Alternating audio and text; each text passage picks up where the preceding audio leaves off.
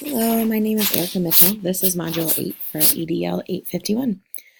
The first article that we reviewed was the teacher evaluation heads to the courts, and this focused on 14 lawsuits that had to do with teaching evaluations, and they were lawsuits in multiple states. The graphics showed the different states and each issue that was addressed in those states. A lot of the issues involving new evaluation systems and how those were put into place. A lot of the states questioned whether or not using student achievement on the evaluation scores for teachers was appropriate, and if the evaluations should affect the tenure.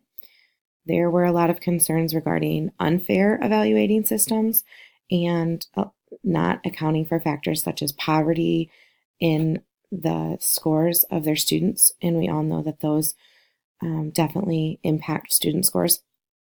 There were vague systems that set up teachers for receiving lower scores, didn't necessarily set teachers up for improvement and success.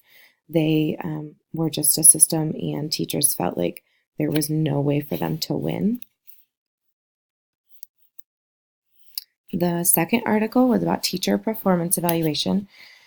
It addressed a lot of the recent changes that has happened within evaluations and different systems and programs that schools are using. And it's all been within the past 10 years. Those changes are based on a lot of new research on teacher quality and a lot of people realizing how important teacher evaluation is in boosting teacher effectiveness. There were a lot of efforts by advocacy groups and policymakers to revamp state laws on evaluation. There was also a lot of political pressure for schools to dismiss teachers who were performing poorly. These evaluations, when people's evaluations were found as an ineffective teacher, a lot of times those consequences weren't being followed through, such as being laid off or putting on a probation period. And these new recent changes and these new programs were able to hold teachers and administrators accountable for the results of those evaluations. It also gave the opportunity for a lot of outside programs to fund for new evaluation systems that included stricter guidelines.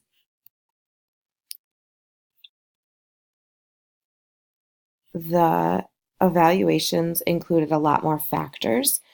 After these changes, they included student testing scores, observations made by administrators, and a value-added model. A lot of districts began using this evaluation to affect tenure, pay, or dismissal. A lot of teacher unions were also hesitant about these changes. They weren't sure that the evaluations should affect teachers' pay and tenure, and they also shared the concern of whether or not testing scores should become a factor. A lot of information that was gathered from these changes in the evaluation systems was that the teachers with the high quality feedback boosted student performance within their class, which makes a lot of sense. We know that teacher efficacy is a reflection of, or the students are a reflection of teacher efficacy and student success. This also motivated a lot of teachers when they were maybe at the cusp of dismissal or receiving a pay bump on the pay scale. This motivated them to really get good ratings on their evaluation. This is a constant topic of discussion with lots of changing to the program, and they are constantly tweaking this. The third article was a teacher evaluation guide, and it gave a lot of information on some issues and different factors that should be considered when selecting an evaluation system. I really liked this article because it definitely gave a very clear, concise definition for why teacher evaluation is important and why we do it. It stated that the core purpose of teacher assessment and evaluation should be to improve the knowledge, skills, dispositions, and classroom practices of professional educators, I love that it gives a why for teachers and administrators. They included 6 key elements when developing an evaluation system, which included things like collaboration, an integrated system, and teacher input, which I found was really important. I feel like teachers should be included and involved in the selection of an evaluation system that also not only evaluates them, but helps them improve.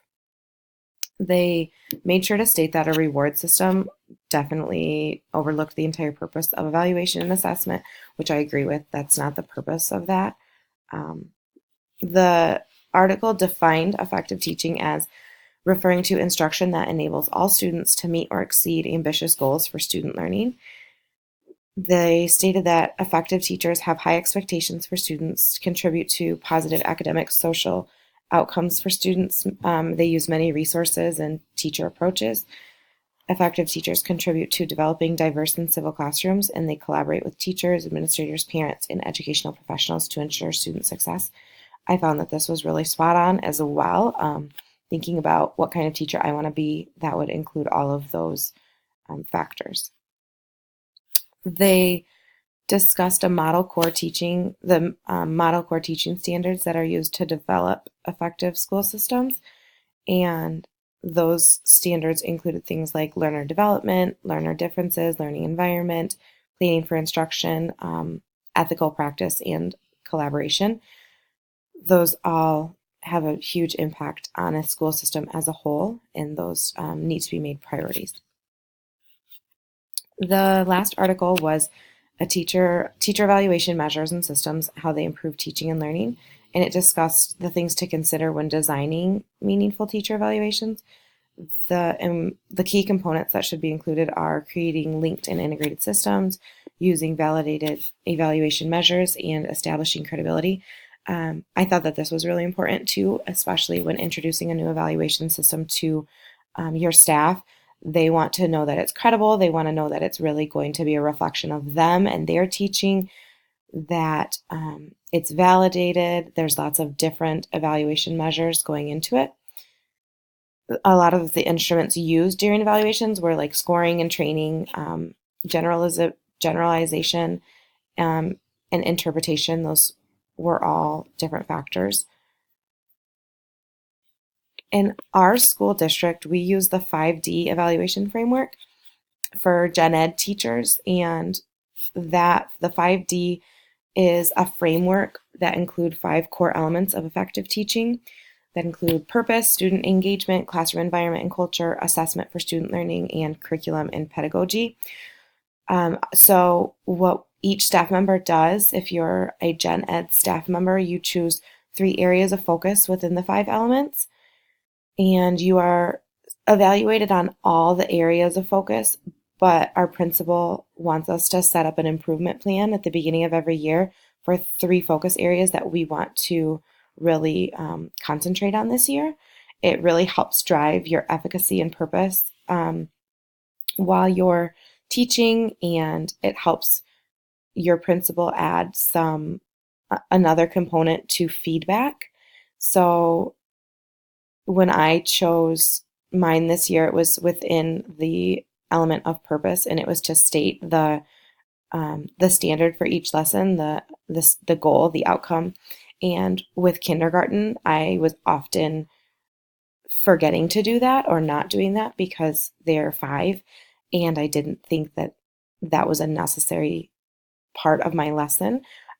But when that was my focus area, it really helped me focus on the importance of doing that, and helped me consciously make the decision to do that in all of my lessons. So our principal comes in, and then he observes us and uses the pivot tool, an online observation tool, to give us the feedback immediately.